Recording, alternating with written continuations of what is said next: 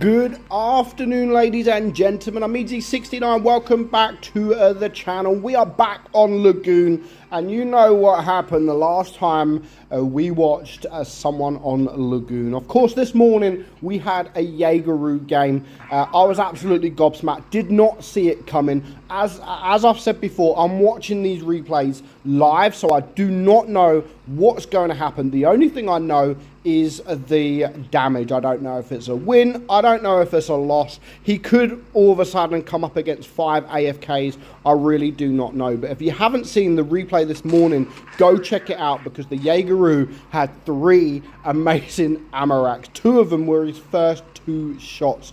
5k damage done in 2 shots. Hopefully we can see just as good of a game in the Sheridan right here. Come on, we want more Amaraks. We really do want more Amaraks. So far he's now come up against the enemy Sheridan with help from his other light tank to take 1 tank out. Within the first minute of the game, taking the only fast tank out, which now allows him to get around to the enemy spawn and hopefully not get shot from the 268 there. But because the 268 is isolated, he's literally on his own. The only thing at the moment is it's very early on, and our Sheridan has lost a lot of hit points. He's literally a one-shot, so he needs to be careful for the remainder of the game. So far, 2,000 damage done. Very low roll with HE there. There goes the WZ. So, yeah, the Death Star is around. He needs to be very careful, and he needs to take out this Object 268 very quickly, and of course that is exactly what he does. But now he has the Death Star to deal with. 2.6k damage. He does have a bit of help coming from behind the 268, so he needs to wait for this 268 to take the attention of the Death Star. And of course now, as you can see, there is an IS-7 just behind as well. Love the fact that he doesn't care, does he? He's still going.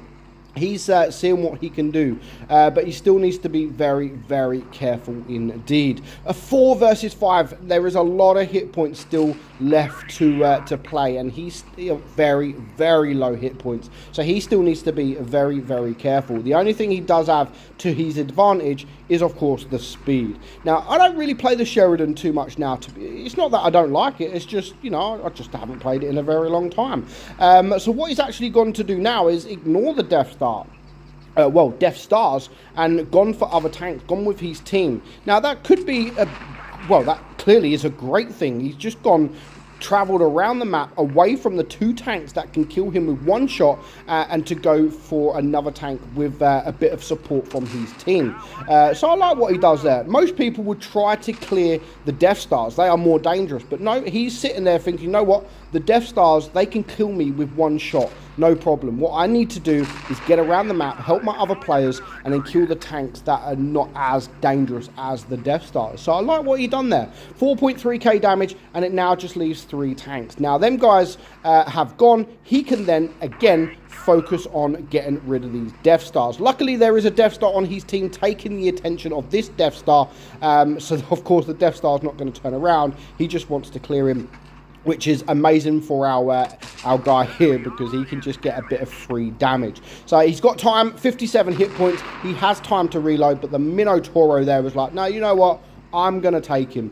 I'm going to take him out, and yeah, I'm going to get a few kills. So 5.5k damage. It is now a 2 versus 2. The IS-7 is full hit points. Yes, he is indeed. So he can take a shot. At least he can take a shot from the IS-7 at least, but there is still a lot of hit points to deal with. Now, the Minotauro is a 1-shot, and I love the fact they are talking. You know, they're talking, go for this guy first, which is probably the right thing to do. Go for the Death Star, rush the Death Star, get behind him, and if they do push together, then they can both do it. But sadly, the Minotauro has gone, and you can see the sadness on him. Like, he's actually upset. A lot of people would actually be, you know what?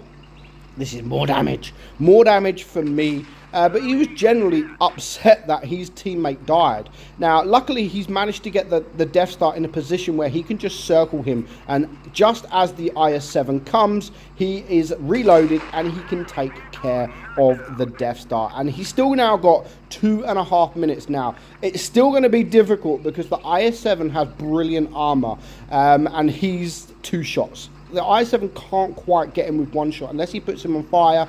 But I love the fact that he's using the mobility of the tank. He's using the time that he has left. And he's going to try and come from a different direction. He's going to try and use the camo. Oh, that was bad timing to drop down. Oh, he's damaged his ammo rack. Can we see another damage? Can we see another ammo rack? Luckily, the STB is known to get these troll bounces. That is really, really frustrating. So he got it at the right time. He definitely got the bounce at the right time. So 7,600 damage. Again, he's got a minute and a half left. He does have to, he's got a little bit of time, but there's, it's not really that much time considering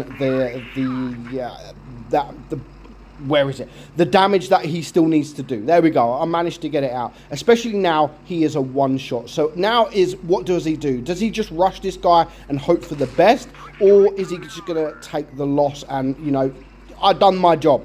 Because 8,800 damage is still a very, very nice job, and a lot of people would take that. You know, a lot of people would think, you know what, I'm just going to end it here. But he's not. He's trying to get the win. He really, really wants the win. He wants more damage, and he's still going to try. He's not going to back off. He's not going to be a coward and run away and go for the draw. He is still going to try. And I love the WZ there. I'm scared. Like, make it. They are all sticking together. Oh, he's got him not looking. 24 damage. Wasn't a lot. It was still damage. You know, damage is damage at the end of the day. No idea why the IS-7 has decided to back up into the bay. Why? Because that allowed our guy here to know exactly where he is. Gets a nice shot. Oh my god, he's shot. He needs to rush. He really needs to rush. Look at all those damage modules done to the IS-7. He's going to use his mobility. Get around him. Come on, do not bounce. Do not do not bounce. Do not bounce. And he freaking bounces. That is, you know, you didn't want that. Oh my god. 9,300 damage. What is this IS-7 doing? You know, he'll take it with 3 seconds left to go.